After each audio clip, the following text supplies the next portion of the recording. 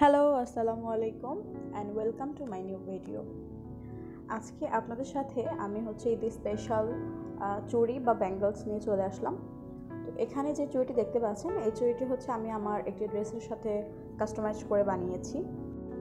এই চুড়িগুলো বানাতে কিন্তু খরচ একদমই লাগে না বললেই চলে। খুব অল্প খরচে এই সুন্দর সুন্দর চুড়িগুলো কাস্টমাইজ করা যায় বা বানানো যায়।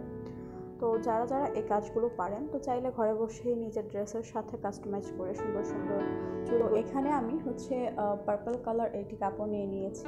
এই কাপড়টি আমার ঘরেই ছিল, আমার ওই ড্রেসের থেকে বেঁচে যাওয়া কিছু কাপড় অংশ। তো আমি ভাবলাম এটা দিয়েই কাজটা করি, তাহলে ড্রেসের সাথে ভালোভাবে মিলবে।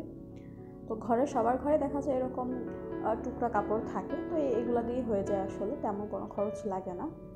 তো দেখতেই পাচ্ছেন এখানে আমি এই কাপড়টি চুড়ির মধ্যে এভাবে ঘুরিয়ে ঘুরিয়ে পেঁচিয়ে নিচ্ছে। লাস্ট যে বাকি অংশটুকু থাকে ওইটা এভাবে আঠা দিয়ে লাগিয়ে দিলেই হয়। তো অনেকে সেলাইও করে, তো আমার মনে হয় সেলাইটা করলে দেখা যায় আঠা দিলেই বেশি ভালো হয়। এই চুড়িগুলোর মধ্যে যখন আমরা কাজ করি তখন কিন্তু আমরা সুতোর মধ্যে গিট দিই না, কারণ গিট দিলে গিটটা দেখা যাবে।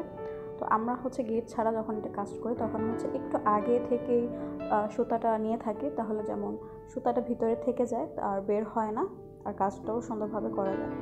তো এখানে আমি যেহেতু পার্পল কালার কাপড় ব্যবহার ভিডিওটি করছি, যেহেতু একটু লং, এখানে ভাবলাম এত হোয়াইট কালার বলা যায় না, তো ভিডিওতে স্টিচ দেওয়াই আছে, একটি ফ্লাওয়ার তৈরি করা যায়, তাহলে দেখতে হয়তো সুন্দর লাগে। ভিডিওটি দেখতে থাকুন এবং ভিডিওটি কেমন হয়েছে অবশ্যই কমেন্ট করে জানাবেন।